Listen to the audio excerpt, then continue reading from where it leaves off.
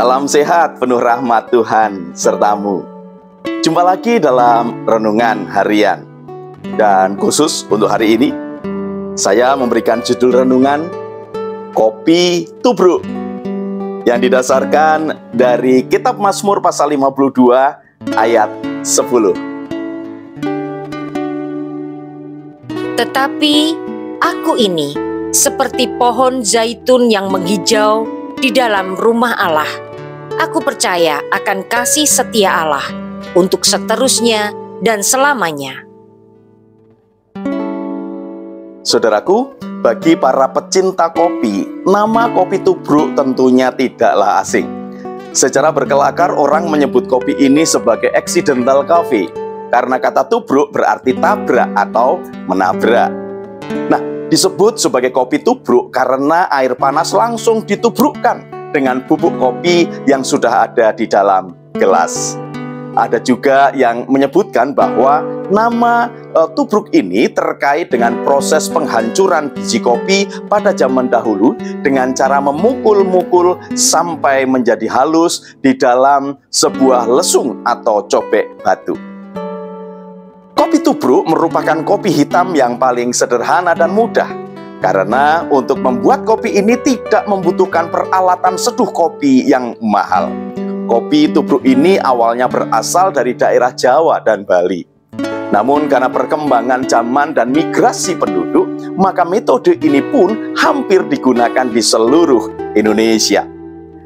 Kopi tubruk adalah metode penyeduhan yang paling tua. Menurut sejarah, metode seduh ini awalnya diperkenalkan oleh para pedagang dari Timur Tengah di era kolonial. Untuk membuat segelas kopi tubruk tidaklah sulit.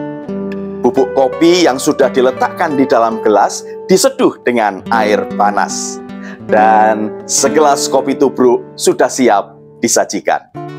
Meski mudah dalam pembuatannya, namun jumlah perbandingan antara air, kopi, dan gula atau pemanis perlu diperhatikan agar bisa menghasilkan kopi tubruk yang nikmat.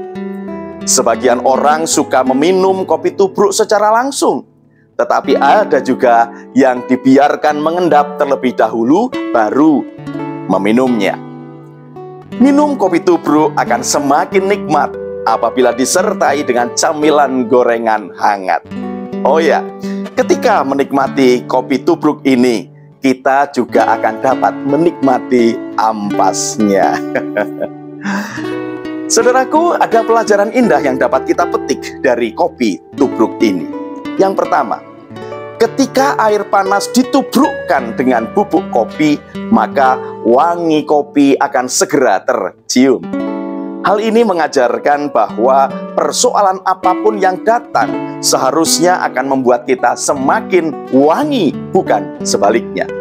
Persoalan tidak boleh menghancurkan kita, melainkan menjadi sarana agar kita semakin dewasa dan kuat. Yang kedua, untuk meminum kopi ini perlu menunggu sejenak agar kopi menjadi agak dingin, baru kemudian bisa dinikmati. Artinya dalam menghadapi dan menyelesaikan masalah kita perlu diam sejenak. Perlu waktu untuk melihat dengan jelas dan menata rencana dengan baik. Namun tentunya jangan terlalu lama agar tidak menjadi dingin dan kehilangan semangat. Yang ketiga, saat meminum kopi tubruk, kita harus dapat merasa cukup agar endapan bubuk kopi tidak ikut tertelan.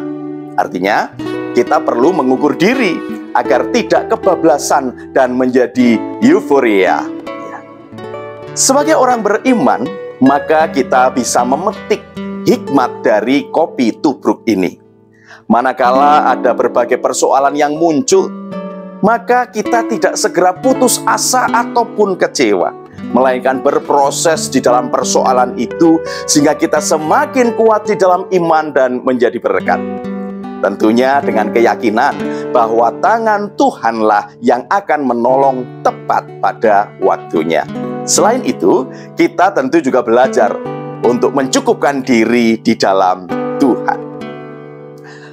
Daud, saudaraku, pernah mengalami situasi konflik dengan Saul yang membuatnya menderita. Ketika ia bersembunyi di rumah Abimelekh, ternyata Doeg, orang Edom, memberitahukan kepada Saul tentang keberadaan Daud itu. Akibatnya, Abimelekh dan imam-imam di Nob kemudian dibunuh oleh Saul. Di tengah persoalan itu, Daud hanya bersandar kepada Tuhan. Dan karena Daud bersandar kepada Tuhan, maka Daud mampu berkata, "Tetapi aku ini seperti pohon zaitun yang menghijau di dalam rumah Allah. Aku percaya akan kasih setia Allah untuk seterusnya dan selamanya." Iman Daud tetap bertumbuh dan kuat di dalam Tuhan, meski berbagai persoalan menimpa dirinya.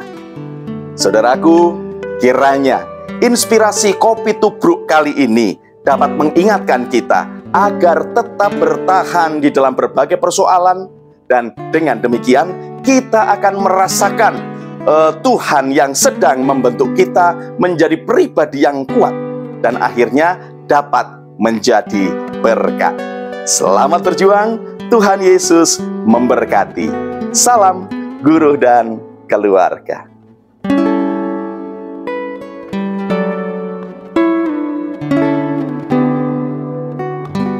Saudaraku, mari kita berdoa.